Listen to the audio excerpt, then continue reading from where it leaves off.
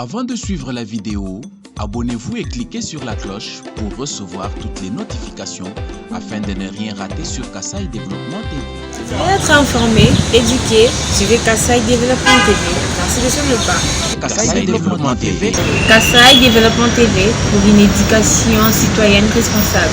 Kassaï Développement TV. La première étape de cette formation, les 25 et 26 mars, a concerné 40 cadres et agents de la DGRAD, direction provinciale de l'ex-Kassaï oriental. Ils sont venus de 8 ressorts, à savoir Mbujimai Siège, Mbujimai Ville et Chilenge pour l'actuel Kassaï oriental, Ngandajika, Mweneditu et Kabinda pour la Lomami, ainsi que Lusambo et Lodja pour le Sankuru. Les 27 et 28 mars 2024, 40 autres participants venus de ces 3 provinces et sélectionnés dans 3 services d'assiette, soit les divisions des mines, hydrocarbures et environnement, ont pris part à cette même formation. Et pour les 29 et 30 mars, les participants sont venus des divisions des pétentiques et affaires foncières, ainsi que de la direction générale de migration DGM. La première journée pour chaque groupe a été consacrée aux généralités et à la formation théorique, alors que la deuxième journée a été consacrée à la pratique. Au cours de cette formation, les participants ont été informés qu'à partir du 1er juillet 2024, il ne sera plus question des notes de perception et de taxation sur papier et que des sanctions seront réservées à toute personne qui entravera cette réforme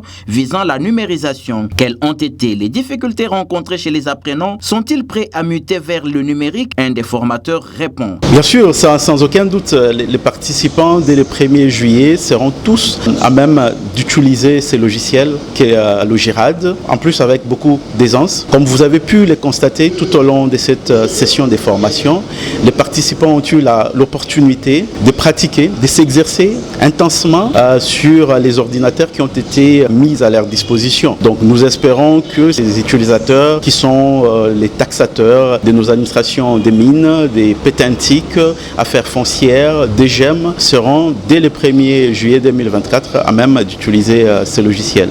Disons que essentiellement nous n'avons pas rencontré des difficultés majeures, que ce soit l'apprentissage lié à l'utilisation de ces logiciels ou la maîtrise du contexte général de la réforme. Mais nous pouvons néanmoins mentionner 2 principales difficultés. Certains des participants n'avaient jamais eu l'opportunité de travailler avec un ordinateur. Ils ont pu être accompagnés tout au long de cette session de formation. Ça a été la principale difficulté pour certains participants. La seconde difficulté, c'est que certains participants ne disposaient pas des textes réglementaires liés à leur secteur d'activité. Donc nous avons pu mettre aussi à disposition de ces différents participants les différents textes réglementaires disponibles et nous espérons ainsi qu'ils auront la maîtrise à la fois du logiciel et des dispositions réglementaires liées à leur domaine des taxations. Comment ont-ils apprécié la formation reçue? Sont-ils disposés à s'approprier cette nouvelle technologie qui leur sera imposable dès le 2e semestre de 2024? Un participant livre ses impressions. C'est avec joie que nous accueillons ces logiciels, disons cette application, qui vient pas nécessairement pour dire non ou arrêter le vol ou la fraude et consorts, mais qui vient faciliter le traitement des dossiers dans l'administration et surtout nous qui sommes de titres immobiliers, disons des affaires foncières. L'application s'est bien déroulée et la pratique était meilleure par rapport à tout ce qu'on nous a montré. Nous avons eu momentanément à procéder à comment taxer et comment ordonnancer un dossier avec le logiciel Logirad.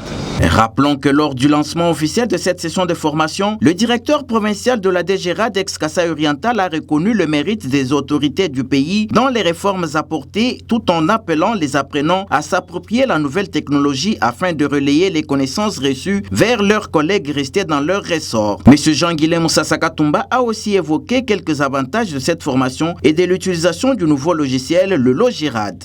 Permettez-moi de rendre un vibrant hommage à Monsieur le Président de la République démocratique du Congo, son Excellence Félix Antoine Tshisekedi Tshilombo, pour sa vision éclairée visant à placer l'homme au centre de toutes les opérations de mobilisation de recettes du Trésor public. Nos remerciements s'adressent également au gouvernement de la République pour avoir pensé à réformer les finances publiques afin d'accompagner notre service qui est la DGRAD en adoptant des outils nécessaires pour la maîtrise de la chaîne de la recette à travers les logiciels de gestion intégrés des droits, taxes et redevances du pouvoir central, dès l'étape de la constatation au recouvrement, en passant par la liquidation et l'ordonnancement.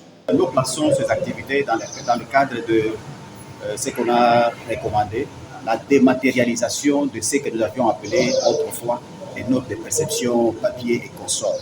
Maintenant, nous entrons dans une phase nouvelle qui est celle de la digitalisation de nos recettes, de leur prise en charge informatisée de recettes pour privilégier la rapidité et la fiabilité, c'est ce qu'on est en train de le faire, afin que les recettes puissent être en temps réel collectées et mises à disposition du gouvernement. Pour sa part, le coordonnateur chef de projet gouvernance financière au ministère des Finances en a profité pour remercier le ministre des Finances pour sa disposition à appuyer les différentes réformes ainsi que les 2 maîtres d'ouvrage délégués que sont le comité technique de suivi et évaluation des réformes ainsi que le comité d'orientation de la réforme des finances publiques et la DGRAD. M. Didier Bazangui Katutondele a résumé l'essentiel des objectifs de cette réforme numérique avec l'utilisation du Logirad. En réalité, c'est une continuité de la réforme qui a été initiée sous l'impulsion du chef de l'État et qui est matérialisée aujourd'hui par le ministère des Finances à travers le projet gouvernance financière que j'ai le plaisir de servir de maître d'œuvre. Voilà, dans cette logique-là, dans cette dynamique, que nous continuons à former ces utilisateurs afin que toutes les procédures de collecte des recettes non fiscales soient dématérialisées. Voilà l'objectif en fait qui est fiabilité, transparence et surtout le gain de temps dans la mobilisation des recettes. Ce qui est très important aussi à retenir, c'est que le déploiement de Logirad est le projet, à mon humble avis, le plus important d'informatisation de l'administration. Ce qui veut dire entre autres que les besoins sont énormes, vous connaissez les réalités du pays, les besoins sont énormes.